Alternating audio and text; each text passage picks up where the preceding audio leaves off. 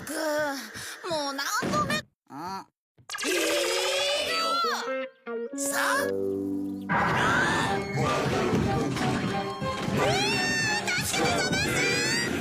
タッソス。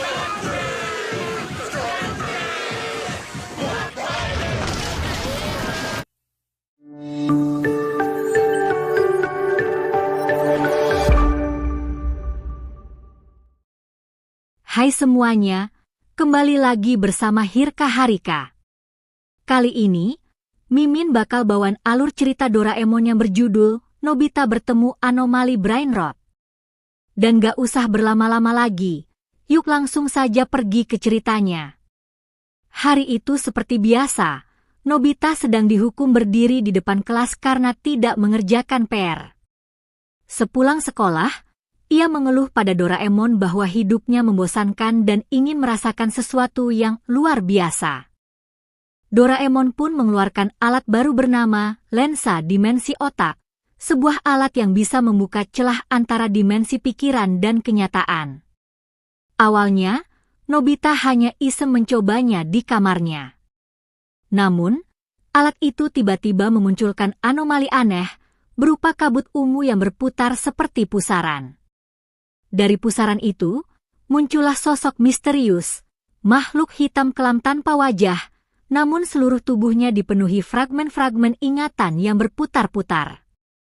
Makhluk itu adalah anomali Brain Rot, entitas dari dimensi bawah sadar manusia yang mengacaukan pikiran dengan membalikkan logika, mempermainkan ingatan, dan menanamkan ilusi yang bisa membuat seseorang gila perlahan-lahan.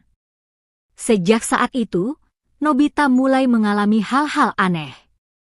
Ia terbangun dalam mimpinya sendiri berulang kali. Shizuka berubah menjadi robot, Suneo berbicara terbalik, dan Giant hanya bisa tertawa tanpa henti.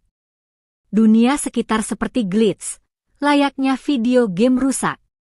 Doraemon yang menyadari ada kesalahan mencoba menutup portal, tapi ternyata Brain Rot sudah masuk terlalu dalam ke dalam pikiran Nobita. Satu-satunya cara menyelamatkan Nobita adalah dengan masuk ke dalam pikirannya sendiri. Doraemon, Shizuka, dan bahkan Giant ikut masuk ke dalam dunia pikiran Nobita dengan bantuan alat pemetaan subkognitif. Di dalam sana, mereka bertemu berbagai versi aneh Nobita. Nobita yang sangat cerdas. Nobita yang jahat. Nobita masa depan yang menyerah pada hidup. Perjalanan mereka bukan hanya menyelamatkan Nobita, tapi juga menghadapi berbagai trauma kecil dan keinginan tersembunyi dalam diri Nobita sendiri. Brain Rot semakin kuat, mengendalikan emosi dan rasa takut Nobita untuk tumbuh makin besar. Namun, dengan kerjasama dan keyakinan dari teman-temannya, Nobita bisa menghadapi ketakutannya sendiri dan menolak kontrol Brain Rot.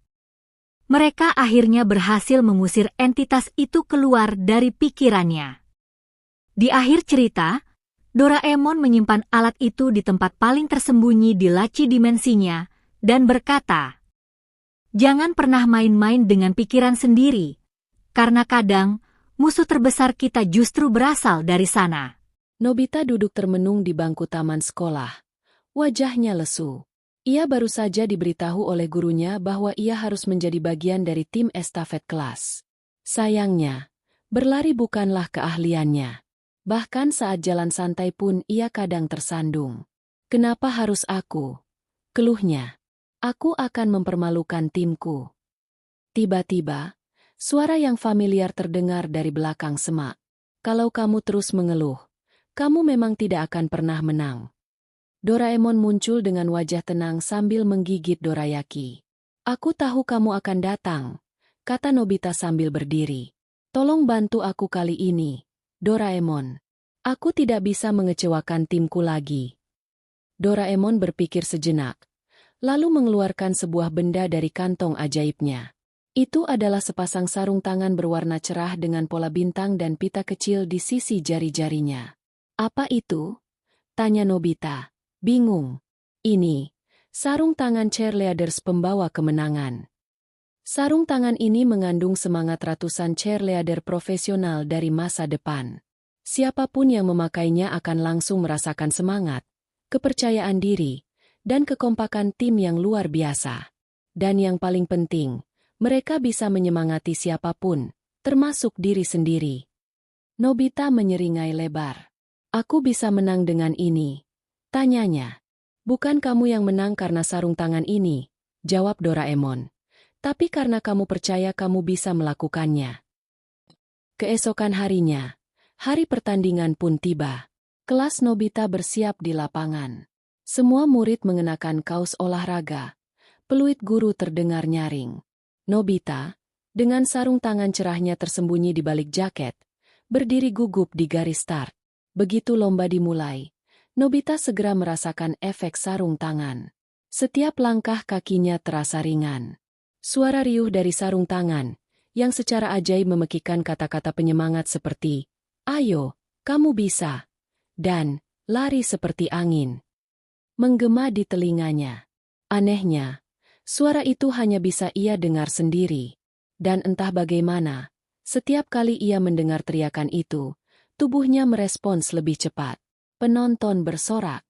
Nobita berhasil menyusul dua pelari lain dan, untuk pertama kalinya dalam hidupnya, berhasil memberikan tongkat estafet tepat waktu kepada Suneo. Tim mereka menang. Setelah pertandingan, semua teman memuji Nobita. "Gila, Nobita! Dari mana kamu belajar lari begitu cepat?" teriak Gian, kagum. Nobita tertawa, tapi tidak bisa menahan rasa bangga dalam hatinya. Namun, Doraemon memperingatkan, "Ingat, jangan terlalu tergantung pada alat ini. Sarung tangan itu hanya memunculkan semangat yang sebenarnya sudah ada dalam dirimu." Sayangnya, Nobita terlalu terbuai. Ia mulai menggunakan sarung tangan untuk hal-hal kecil, ujian, bermain bola, bahkan saat makan siang. Ketika sarung tangan mulai kehabisan energi karena terlalu sering digunakan, efeknya melemah. Di pertandingan sepak bola berikutnya, Nobita jatuh tersungkur dan menabrak tiang gawang. Malam harinya, Doraemon menemuinya di kamar. "Aku tidak mengerti, sarung tangan itu gagal." "Bukan gagal," kata Doraemon. "Kamu terlalu bergantung padanya. Alat itu hanya membantumu menemukan semangat. Tapi setelah kamu menemukannya, kamu harus belajar menggunakannya sendiri." Nobita merenung sepanjang malam.